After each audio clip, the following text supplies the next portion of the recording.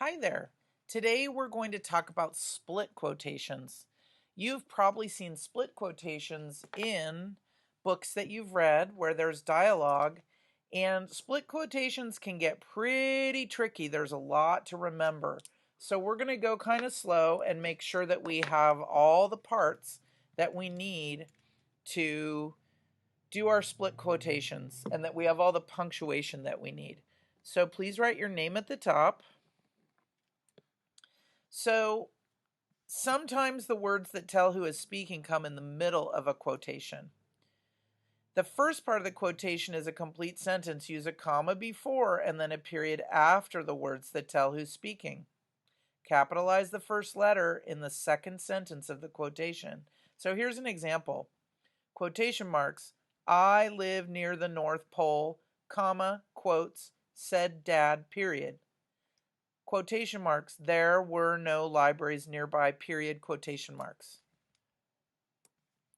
So the reason why it's called a split quotation is that you have two sets of quotation marks, right?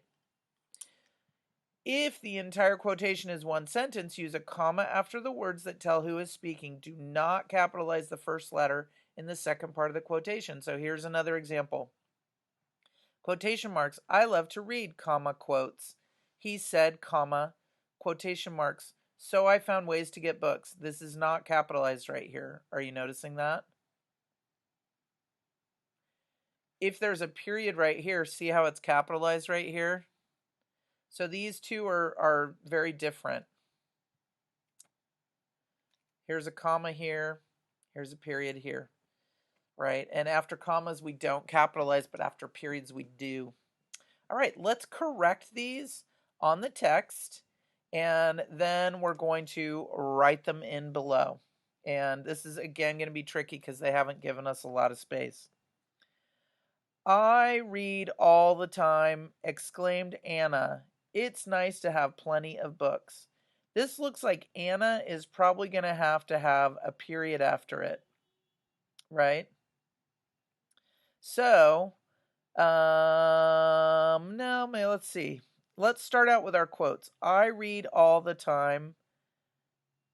And I think we're probably going to use a comma here and quotes, right? Exclaimed Anna, it's nice. So I think what we'll probably do is put a period here, because this looks like the start of a new sentence. So we're going to put quotes, we're going to capitalize it's, plenty of books, and a period. And I'm going to put an exclamation mark there because I couldn't really put one here, and she said exclaimed. So I'm going to put one here because Anna's pretty enthusiastic. So now I'm going to write it out. Quotes. I read all the time, comma, quotes. Exclaimed Anna, period. Then I'm going to start my new quotes, capitalize it's. Nice to have plenty of books. Exclamation mark quotes. All right. Here comes our next one. Some people are not so lucky, said Ms. Owens. They live far away from a library. I think this one's just going to be one that has a comma here. So I'm going to start out with quotes, capitalize some, comma, quotes, said Ms. Owens, quotes, and I'm going to put quotes. I don't have to capitalize this because there's a comma there. Far from the library, period, quotes. Okay? Here we go. Some people are not so lucky, comma, quotes, said Ms. Owens, comma, quote, they not capitalized, live far from a library.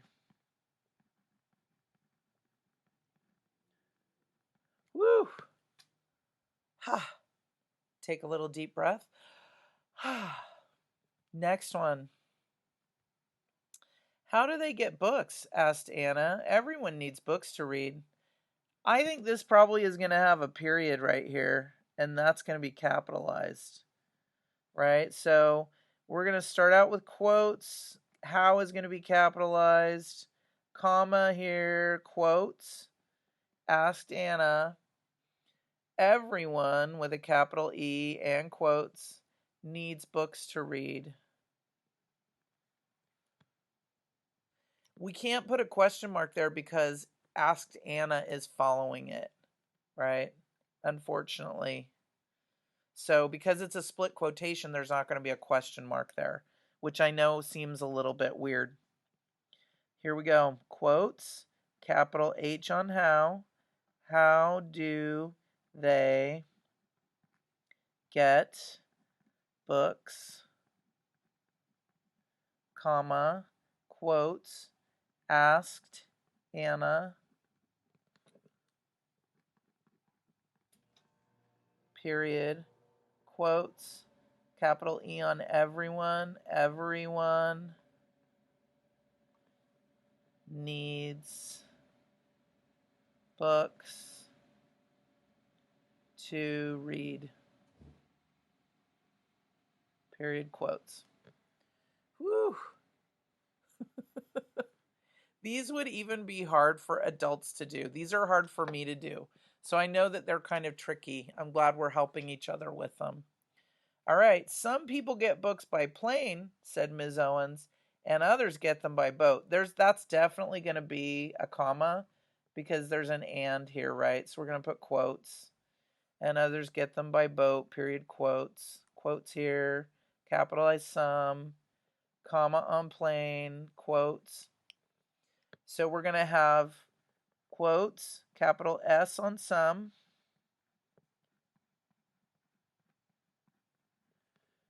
get books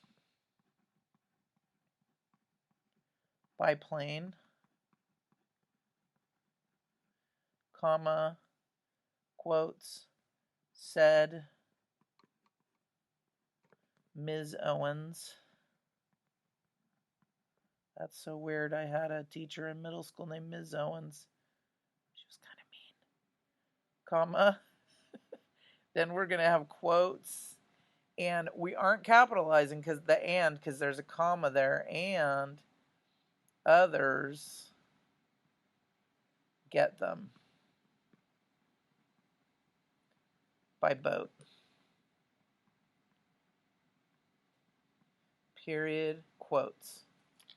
Okay, one of the reasons why we learn how to do this is so that you can write stories. Because when you're writing a story, you want your characters to be speaking and saying things to make your story more interesting, right?